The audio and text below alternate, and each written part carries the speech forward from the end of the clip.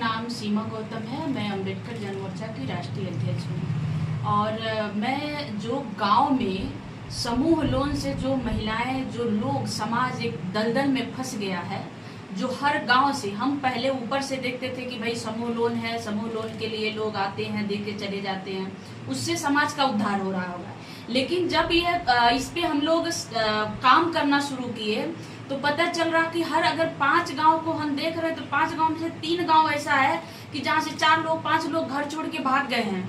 कुछ लोग ऐसे हैं कि जो आत्महत्या करने पे मजबूर हो गए हैं। यहाँ तक कि जो लोन वसूली करने वाले हैं, किसी के घर जा रहे हैं, अगर वो समय से हफ्ते में लोन मतलब पैसा नहीं दे पा रही हैं तो उनके घर का सिलेंडर, बकरी, भैंस, गाय जो भी पा रहे हैं उसको उठा ले जा रहे हैं उसके पैसे के एवज में।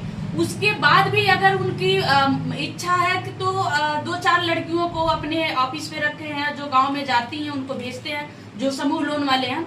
और वो उन महिलाओं को कई जगह ऐसा हमारे पास प्रमाण है कई गांव में कि जा करके उन लोगों को, महिलाओं को मतलब बुरी तरह से मार रही हैं, गाली दे रही हैं।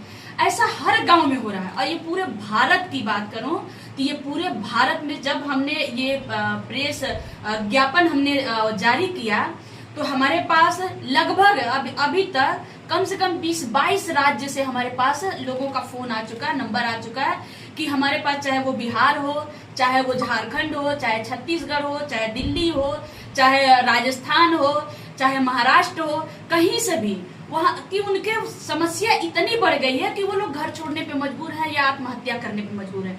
इसको लेकर के हम लोगों ने सरकार से मांग किया है, एक आंदोलन हम चला रहे हैं। अम्बेडकर जन मोर्चा का ही एक विंग, हमने एक यूनिट बनाई है कि अम्बेडकर महिला सेना, जो हमने अपने प्रेस जो ज्ञापन में हमने जारी किया था कि अब ये जो समूह लोन है उनकी डंडा दबाई होगी, जो क्योंकि इनकी लीगल राइट नहीं है, इनका कोई अधिकार नहीं है कि किसी को मारे, पीटे और इस तरह से प्रताड़ित करें। तो जब ये वायरल होने लगा और जब लोग इस पे बात करने लगे तो कुछ अज्ञात लोग, जिससे मैं बार बार नाम पूछ रही थी 2 अक्टूबर को लगभग 1-1:30 बजे के टाइम में नाम पूछ भी रही थी कि आप कौन बोल रहे हैं, कहाँ से बोल रहे हैं, लेकिन उन्होंने नहीं बताया। उन्होंने साफ लहजे में कहा कि तुम कौन बोल रहे, तुम सीमा गौतम हो। तो हमने कहा कि जी, तो कह रहे हैं कि वही मतलब गौतम मतलब चमार हो। तो हमने कहा जी बताइए आप कौन बोल रहे हैं, ऐसे क्यों बात कर रहे हैं। उन्होंने कहा तुमने समाज का ठेका ले रखा है, तुम लोगों ने समाज का ठेका ले रखा है, चमारों के मन बढ़ गया है कि मतलब जब देखो खाने के घर में ठिकाना नहीं है, समाज का ठेका ले रखी हो।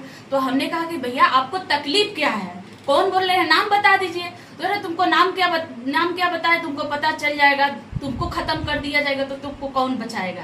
मतलब उन्होंने जब ये बात कहा तो हमने फोन काट दिया। हमने फोन नहीं हमने काटा। जैसे उन्होंने बात की तब तक हमारे साथ माननीय सरोज कुमार निराला जी, प्रदेश अध्यक्ष ऋषि कपूर जी भी यहीं पे थे। तो माननीय सरोज कुमार निराला जी, मतलब मेरी जब बात ये हो रही थी और उधर से वो कुछ बोल रहे थे तो इनको सुनाई दे रहा था, जो भी समझ पाए होंगे कि भाई वो हमको धमकी दे रहे हैं, इन्होंने फोन ले लिया। फिर इन्होंने उनको समझाया कि भाई इस तरह से आप गलत कर रहे हैं।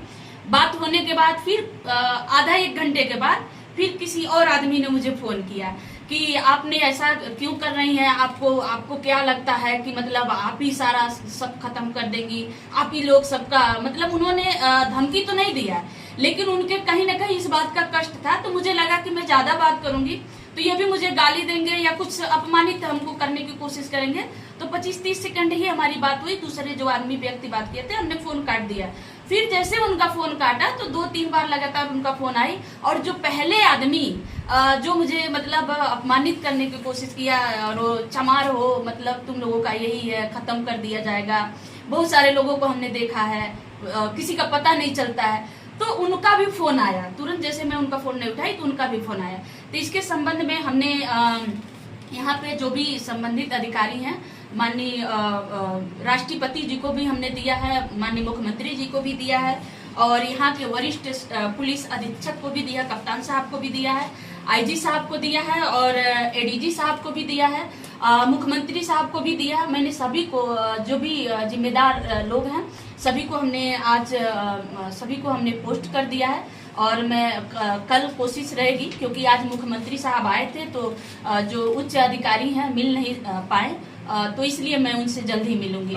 मैम वो नंबर बता सकती हैं जिस नंबर? हाँ, इसमें वो इस जो हमारा ज्ञापन है आप इसमें देखेंगे तो उनका नंबर, वो दोनों लोगों का नंबर हमने, एक लोगों का नंबर 9936696806 है और दूसरे लोगों का 8957439178 है।